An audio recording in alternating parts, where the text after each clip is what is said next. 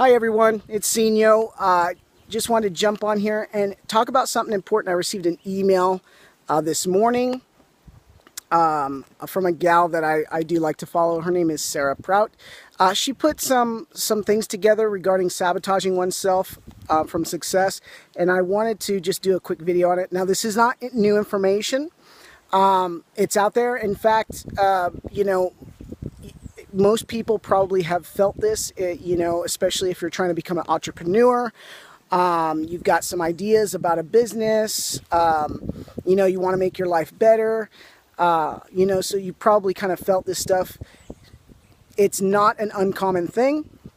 It's not good, but it just means that you're not alone. So there are ways to overcome this, but I just wanted to quickly just list a few things that are the common kind of excuses that we use to sabotage our success, sabotage ourselves from growing and doing what it is that we dream of doing. So the root, and there's a few, but the real roots are feeling condemned, fear of failure, maybe even fear of success.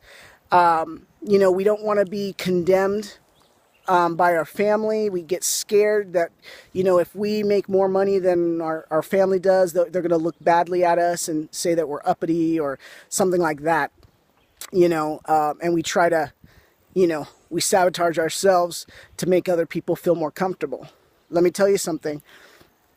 You not being successful in doing what it is that God created you to do and put it on your heart to follow your dreams is not going to help anybody. In fact, it hurts everybody.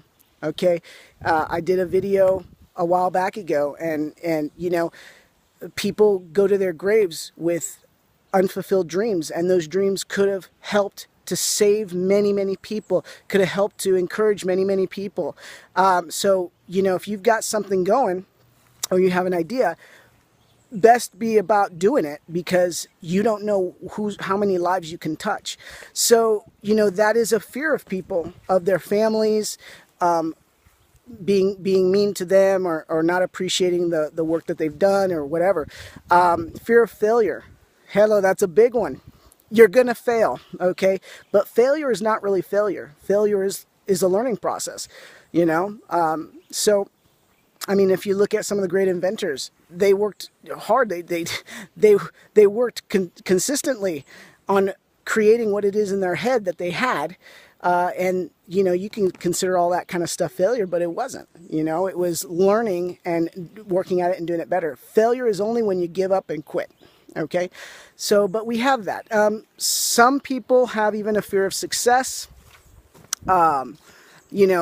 Where you think that, okay, well, even though being being poor and broke, or just going to your lame job or something like that, or a place that you're not happy in, even though it's not really comfortable, it's comfortable, right? We know it. We know our habits. We know our daily routines. We wake up, we go to work, we do our thing, we put our head down, and we go home, and we just kind of mediocre, right? But we're comfortable. Well, we're not on the street, maybe. Some people are.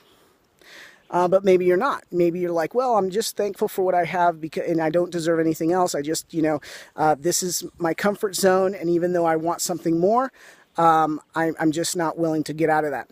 And that's one of the reasons. Okay. So, the fear of success, of getting out of that comfort zone and taking a risk. Okay. That's a big reason. That's a big root.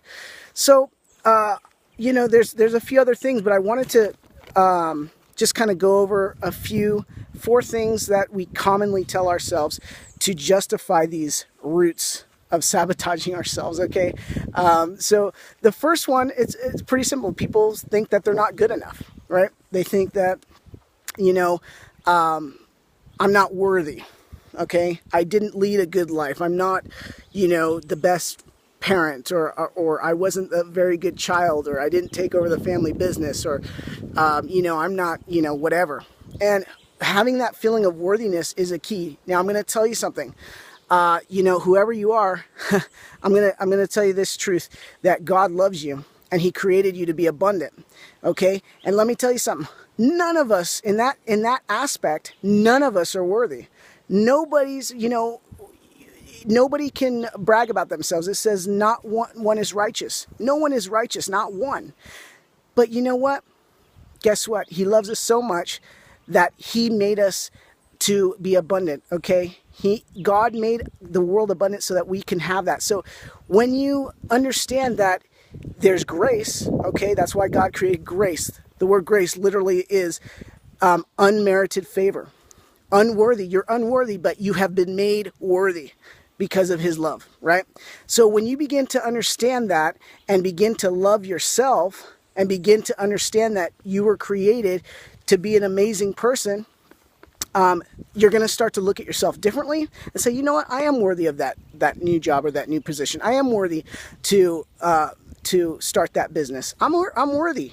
I'm worthy to be rich and have a a decent, good house and a mansion or whatever it is that you want to do.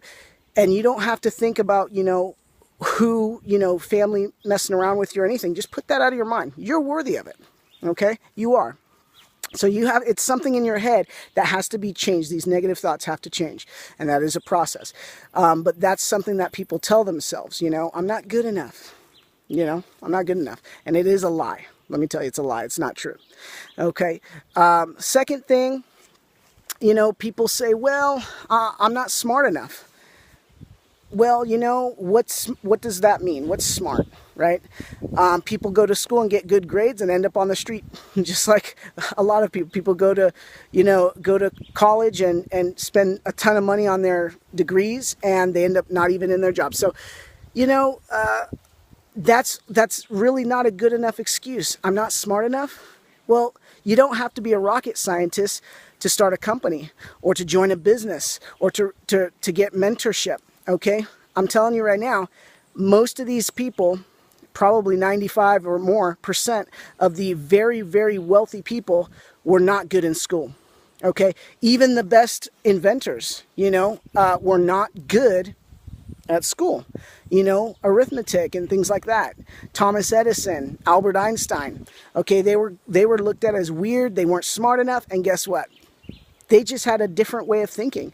And it's the same. Just because you don't seem to get very good grades on whatever subject that you're failing at, doesn't mean you were not given an amazing desire and amazing creative mind to do something else. Okay? Look at Steve Jobs and look at Bill Gates and all these guys. They didn't even finish college. They dropped out to go do their thing because they had a bigger passion than what people were feeding them. Okay? So, education is not necessarily school. Okay? So, you are smart enough. Okay? You don't have to be a mathematician. Okay, you just have to be creative, and you have creativity. The third thing, people say, well, I'm too old. I'm whatever. Okay, bad excuse. Vera Wang became a famous designer. She was 41. Okay, 41 years old before she became a famous designer. Okay, so some things take time. Okay, some things take time. Samuel L. Jackson, he was like 46 before he got his landing role in a movie. 46 years old, that guy. Okay, and look at him now. He's doing his dream. He's living the life. Louise Hay, she was in her mid-60s before she even started her business, Hay House. Okay, mid-60s. She didn't let her age stop her. She didn't use the excuse. Okay, so many other people, so many others, they didn't use age as an excuse. Some people say, well, the fourth excuse people use a lot is, well, I'm not where I am at my age.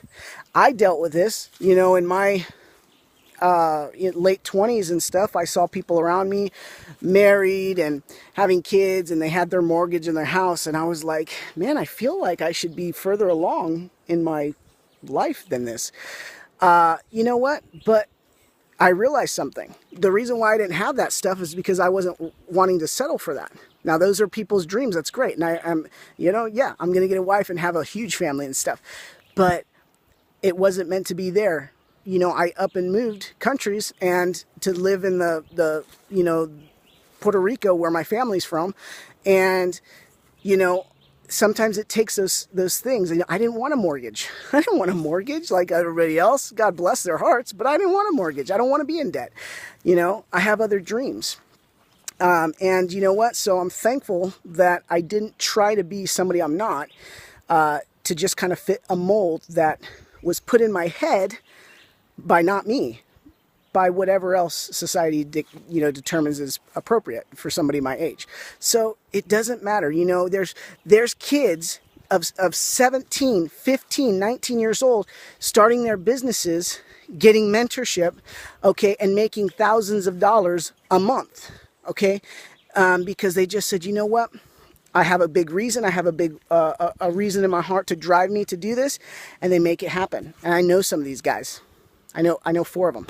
Okay, and there's many more out there. So they're not letting you know you're not too old, you're not too young, you're not too unintelligent or anything. You know, you are intelligent enough for what you need to do, and you are worthy of it.